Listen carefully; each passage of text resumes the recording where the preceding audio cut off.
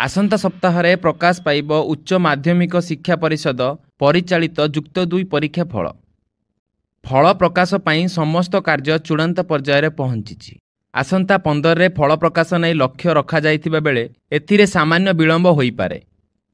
एककालीन भावे समस्त stream result प्रकाश पाइब।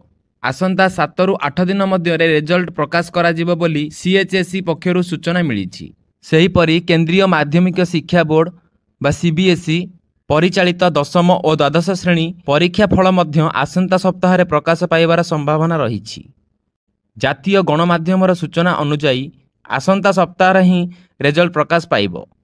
सूचना योग्य गत मार्च 28 रे जुक्त 2 परीक्षा शेष होईछि। एथिरे राज्यर 3,93,618 जन पिला परीक्षा देइछन्ति। एप्रिल 2 तारिखरु खाता देखा आरंभ होइथिला। 2टी पर्यायर खाता देखा होईछि।